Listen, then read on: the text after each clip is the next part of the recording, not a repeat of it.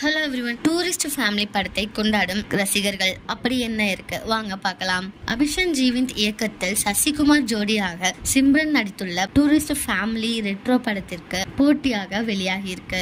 ஏற்கனவே படத்தை பார்த்த பிரபலங்கள் ஆஹா ஓஹோ என புகழ்ந்து தள்ளி இருக்காங்க. அதை தொடர்ந்து தற்பொழுது படத்தை பார்த்த ரசிகர்களும் பாசிட்டிவ் கமெண்ட்டை கொடுத்து வராங்களாம். இலங்கையில் இருந்து சென்னைக்கு வரும் சசிகுமாரின் குடும்பம் ஒரு பிரச்சனையில் சிக்குகிறது. அதன் பிறகு அவருக்கு என்ன நடந்தது என்பதுதான் படத்தின் கதை.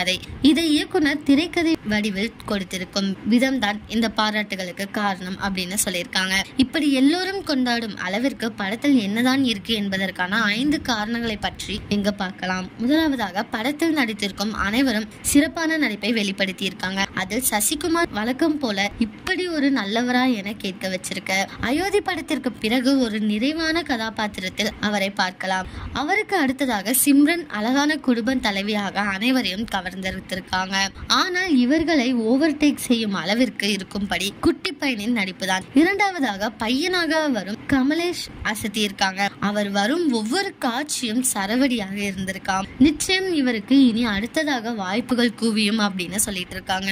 மேலும் படத்தில் ரொம்பவும் சோகத்தை காட்டாமல் கலகலப்பாகவும் அட நம்ம வாழ்க்கையில் நடக்கின்ற மாதிரி இருக்கே என கதையோடு ரசிகர்களை ஒன்று போர்க்கும் படியும் எடுத்திருக்காங்க இயக்குனர். அதே போல் விமர்சனங்கள் சிறப்பாக இருக்கிறதா. கிளைமேக்ஸ் எதிர்பார்த்த ட்விஸ்டும் அதற்கு மேலாக இயக்குனரும் அழகாக ஒரு கதாபாத்திரத்தில் நடிப்பதும் சர்ப்ரைஸ் அப்படின்னு சொல்லியிருக்காங்க. தமிழ் சினிமாவுக்கு இளம் மற்றும் திறமையான இயக்குனர் மட்டுமல்ல, ஒரு நடிகரும் கிடைச்சு விட்டாங்க அப்படின்னு ரசிகர்கள் பாராட்டி வராங்க.